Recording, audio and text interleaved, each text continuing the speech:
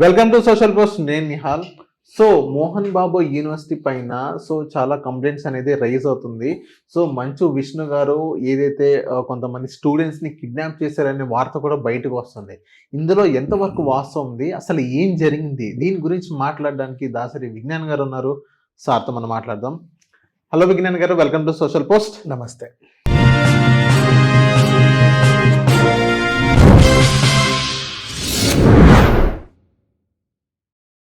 విజ్ఞాన్ గారు చెప్పండి, మోహన్ బాబు యూనివర్సిటీ పైన మంచు విష్ణు గారి పైన ఒక ఎలిగేషన్ అంటూ ఇప్పుడు మనం అందరూ చూస్తున్నాం.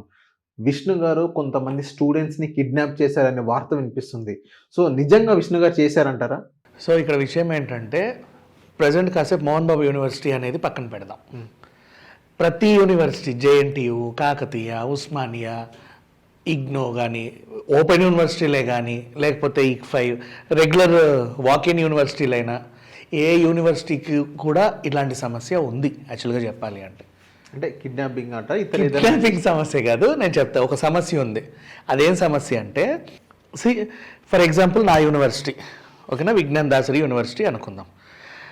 ఎక్కడో తెలుసో తెలియక ఇద్దరు పిల్లలు ఈవ్ టీజింగ్ చేసుకుంటారు. ర్యాగింగో ఈవ్ టీజింగ్ ఏదో అయ్యింది. అది ఈ మధ్యకాలంలో అందరికి ఫోన్లు ఉన్నాయి కాబట్టి ఒక ఫోన్లో రికార్డ్ అయింది. నెక్స్ట్ కిచెన్ దగ్గర ఏదైనా శుభ్రంగా లేదో, లేకపోతే ఎవరైనా కాలనీ క్రియేట్ చేశారో, whatever something was there. Stock ఉన్న రూమ్ దగ్గర చీమలో దోమలో ఏదో ఉన్నాయి. రికార్డ్ చేస్తారు.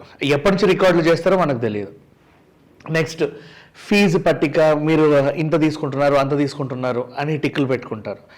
ఇంకేదో అంటే యూనివర్సిటీ పరువు తీసేలాంటి కొంచెం ఫుటేజ్ని అంతా దగ్గర పెట్టుకుంటారు. పెట్టుకొని యాజమాన్యాన్ని డైరెక్ట్ ఫోన్ చేసి, ఇప్పుడు నువ్వే, నీ దగ్గర ఉంది ఈ ఫుటేజ్ అంతా నా యూనివర్సిటీకి సంబంధించి, పట్టుకొచ్చి ఎదురుగా కూర్చుంటాం. కూర్చొని ఇది ఉంది, ఇది కనుక నేను రిలీజ్ చేస్తే దాసరి విజ్ఞాన్ యూనివర్సిటీలో డ్రగ్గులు, దాసరి విజ్ఞాన్ యూనివర్సిటీలో ఈవ్ టీజింగ్, దాసరి విజ్ఞాన్ యూనివర్సిటీలో ఫీజులో దోపిడీ, ఫుడ్ అది ఇది అని ఇష్టం ఉన్నట్టు నువ్వేదో రాసేస్తావు. నీ దగ్గర ఏవో ఫోటోలు ఉంటాయి వాటికి సంబంధించి. అది నా యూనివర్సిటీతో తెలియదు, లేకపోతే ఇంకెవరిదో కూడా తెలియదు. ఏదో ఉండి కూర్చొని బెదిరించి, మరి ఇవన్నీ మేము చేయకుండా ఉండాలంటే నువ్వు కొంచెం ఇవ్వాలి, మాకు దుడ్డు ఇవ్వాలి, ఇస్తావా ఇవ్వవా, ఇవ్వు అని వేధించుకు తింటారు. మాట వినలేదనుకో, ఉండు మీరు మొదటి విడత ఇదే, రెండో విడత నీకు చూపిస్తా అని చెప్పేసి ఏం చేస్తారు, వాళ్ళు ఎవరో కూడా తెలియదు. ఇక బాధిత పేరెంట్స్, దాసరి విజ్ఞాన్ యూనివర్సిటీలో చదివే పేరెంట్స్, ఇలా ఉండండి మా అబ్బాయిని, అసలు ఏంటో ఇది అని వాళ్ళు ఏదో చెప్పేస్తారు. ఆ ఫుటేజ్ని తీసి మళ్ళీ రిలీజ్ చేసేస్తారు డైరెక్ట్ ప్రెస్కి. నాకు న్యూసే వస్తుంది, డైరెక్ట్ లింక్ పంపిస్తుంది. దాసరి విజ్ఞాన్ యూనివర్సిటీలో అక్రమాలు, అన్యాయాలు, ఏదో పాపం దగ్గరుండి పేరెంట్సే చెప్పిన వాస్తవాలు అని. మళ్ళీ ఫోన్ చేస్తావు, ఇది ఫస్ట్ టచ్ చేశారు, ఇంకా మోతాదు పెంచుతాం. నెక్స్ట్ అదేంటి, విద్యార్థి సంఘాలందరినీ తీసుకొచ్చి మీ ముందు ధర్నా చేపిస్తాం. ఫుల్ మీడియా కవరేజ్ అవుతుంది. అప్పుడు ప్రతి మీడియాలో దాసరి విజ్ఞాన్ యూనివర్సిటీలో అదంట ఇదంటే పెద్ద రచ్చ జరిగిపోతుంది, చూడండి అని చెప్పి కూడా వేపిస్తాం. మళ్ళీ ఫోన్ చేస్తావు, ఇది రెండో విడత సార్, మీరు నేను చెప్పిన డబ్బులు ఇవ్వకపోతే అని చెప్పేసి. జనరల్గా భయపడ్డ వాళ్ళు ఏం చేస్తారు అంటే, సరే రండి ఎంతో కొంత తీసుకోండి, వదిలేయండి ఇంతటితో అని చెప్పేసి ఇచ్చుకునే వాళ్ళు ఉన్నారు. కొంతమంది ఏంటంటే, మాట్లాడితే ఏమైనా సెట్ అవుతుందేమో, నువ్వు చేసేది తప్పు అని చెప్పి వాళ్ళు ఉంటారు. సరే ఒక దగ్గరకు వచ్చి మాట్లాడుకుందాం, ఎక్కడ మాట్లాడదాం చెప్పు, మీరే లొకేషన్ చెప్పండి అక్కడ కోసం. సరే బూత్ బంగ్లా, ఓకే బూత్ బంగ్లా, నువ్వు వచ్చావు నేను వచ్చా, అయిపోయింది. వచ్చిన తర్వాత ఖచ్చితంగా 15 లక్షలు ఇవ్వాల్సిందే. ఏం చేస్తున్నావు, ఇది తప్పు పద్ధతి కాదు, మీరు కూడా స్టూడెంట్సే. వాళ్ళందరూ స్టూడెంట్సేనా? ఒకప్పుడు అయితే స్టూడెంట్ అయి ఉండొచ్చుగా, ఇప్పుడు కాకపోయినా మీరు ఒకప్పుడు స్టూడెంట్సే. ఇట్లా వాళ్ళ జీవితాలతో ఆడుకోవడం చాలా తప్పు. ఇది మా రెప్యుటేషన్ పోవడమే కాకుండా పిల్లలకు భవిష్యత్తుకు కూడా కొంచెం ప్రశ్నార్థకంగా ఉంటుంది. ఇది సంగతి అని మాట్లాడితే సెటిల్ చేసేవి కొన్ని ఉంటాయి. లేదు ఖచ్చితంగా నా డబ్బులు ఇస్తేనే ఇది చేస్తా, లేదంటే నేను అది చేస్తా ఇది చేస్తా అనే వాళ్ళు కొంతమంది ఉంటారు. ఇప్పుడు చూడు, పోలీస్ స్టేషన్లో కేసు పెట్టే వాళ్ళు ఎలా పెడతారంటే, ఇప్పుడు నువ్వు నేను కలిసి బూత్ బంగ్లా అయితే వెళ్ళాంగా. అవును. ఎక్కడి నుంచి, బస్ స్టాండ్ నుంచి బూత్ బంగ్లాకి నువ్వు వెళ్ళావు, నేను వెళ్ళా. నువ్వు పెట్టు, సార్ నన్ను బూత్ బంగ్లాకి తీసుకెళ్ళావు, కిడ్నాప్ చేశాడు సార్, నన్ను కిడ్నాప్ చేసే బూత్ బంగ్లా తీసుకెళ్ళాడు సార్ అని కూడా నువ్వు చెప్తావు. ఎట్లా ఇప్పుడు నా కారులోనో నీ కారులోనో వెళ్ళాలి. Booth బంగ్లాకి kidnap. ఎవిడెన్స్ ఏది అంటే ఏం చేస్తారు చూడండి సార్, బస్ స్టాండ్ నుంచి విజ్ఞాన్ సిగ్నల్ నా సిగ్నల్ బూత్ బంగ్లా దాకా వెళ్ళొద్ది, అది ఎవిడెన్స్. అట్లా కిడ్నాపర్ను పెట్టేస్తాం. అంటే కేసులు ఎవడన్నా పెట్టుకోవచ్చు, ఏమైనా చేసుకోవచ్చు, ప్రతి దాంట్లో వాస్తవాలు ఉన్నాయని కాదు, అర్థమైందా? సో యాక్చువల్లీ అక్కడ ఏం జరిగిందంటే, ఇక్కడ ఏం జరిగిందో నేను చెప్తా విను, పేర్లు అవసరం లేదు. మోహన్ బాబు గారి యూనివర్సిటీ గురించి బ్యాడ్ చేస్తామని చెప్పేసి, మీరు అది చేస్తున్నారు ఇది చేస్తున్నారు అని చెప్పేసి 15 లక్షలు డిమాండ్ చేశాడు ఒకడు. ఆ 15 లక్షలు ఎవరినైనా డిమాండ్ చేసుకోవచ్చు, కానీ మోహన్ బాబు గారి దగ్గరికి వెళ్తే ఎలా ఉంటది తెలిసిందే కదా. దానికి రెచ్చిపోయి పెట్టిన కేసు ఇది, అవుట్ అండ్ అవుట్ గా జరిగింది ఇదే. ఇది కాదని ఎవడొస్తాడో రమ్మని ముందుకి చూద్దాం. అంటే మొత్తం 15 లక్షల చుట్టూ తిరిగింది మొత్తం కిడ్నాపింగ్ కేసు. ఇప్పుడు ఆడికి అంతే కావాలి మరి, ఇంకెక్కువ ఏమన్నా అవసరం ఉందేమో, ఇప్పుడు ఏమైనా మోతాదు పెంచుతాడేమో, లేదా ఎంత ఇచ్చినా పర్లేదు అనుకుంటాడేమో. కానీ విజ్ఞాన్ గారు, కానీ అక్కడ పేరెంట్స్ వచ్చి అక్కడ ధర్నాలు చేసి, వాళ్ళ పేరెంట్సే కాదే, పేరెంట్స్ కాదు వాళ్ళ పిల్లలు అక్కడ చదవట్లా, పిల్లలను తీసుకొస్తే అసలు వాళ్ళ అందులో స్టూడెంట్సే కాదు, వాళ్ళ స్టూడెంట్స్ అన్న కిడ్నాప్ అయ్యారు, మిస్సింగ్ అయ్యారు ఏదో అంటున్నారు. ఏం లేదు అలా రాస్తారు. కర్మ ఏంటంటే మోహన్ బాబు గారి దగ్గరికి వచ్చి సార్ చెప్పండి అని మొహం మీరు ఇట్లా మైకి పెట్టినోడిని బాధం జరిగింది కదా. అవును, వాళ్ళకి సంబంధించిన వాళ్ళకి ఆ ఛానల్ ఎవరైతే ఉందో, ఇప్పుడు మోహన్ బాబు గారికి నెగిటివేనా, పెద్ద మనిషివా మోహన్ బాబువా అని పెట్టారు టైటిల్. అట్లాంటి వాళ్ళు ఏం చేస్తారు అంటే ఉత్సాహం ఎక్కువ అవుతుంది ఇట్లాంటి న్యూస్లు ఉంటాయి.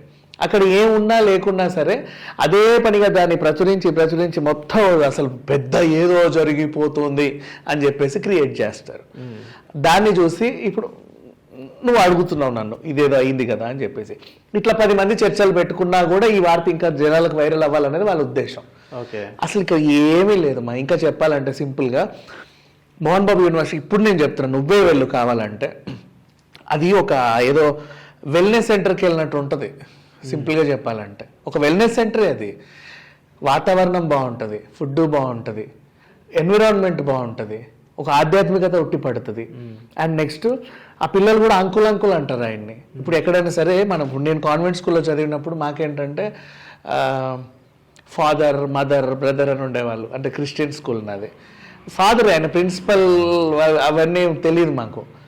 స్కూల్స్లో ఉంటాయి ప్రిన్సిపల్ సార్ మేడం వీళ్ళు అని చెప్పేసి. మోహన్ బాబు యూనివర్సిటీలో అందరికైనా అంకులే, అదేం అంకులో మరి అట్లుంటారు. అంత చక్కగా కలిసిపోయి పేర్లు ఐడెంటిఫై చేసేలాగా ఎవరు ఉంటారు మా. అండ్ ఏ ఫంక్షన్ కావాలని అక్కడే పెట్టుకుంటారు, బర్త్డేలు అక్కడే చేసుకుంటారు, పండుగలు పబ్బాలు అక్కడే చేసుకుంటారు. పిల్లలతో పాటు ఎక్కువ ఉండాలన్న ఇది ఉంటుంది దానికి. అంతగా పిల్లల్ని ప్రేమించే వాళ్ళు వాళ్ళ భవిష్యత్తుని ఎంత బాగా తీర్చిదిద్దుతాడు. నెక్స్ట్ అక్కడ ఫ్రీ ఎడ్యుకేషన్ ఉంది. దీని గురించి ఎవడెందుకు మాట్లాడట్లేదు? Free education. ఇప్పుడు నీకు ఫీజు కట్టలేవు అంటే ఇక్కడ ఫ్రీగా జాయిన్ అవ్వచ్చు. నీకు బట్టలు ఫ్రీ, ఫుడ్ ఫ్రీ, అన్నీ ఫ్రీ. నీకు నిజంగా అదేమైనా ఉంటే వాళ్ళు కనుక్కొని. ఇవన్నీ ఎందుకు మాట్లాడరు?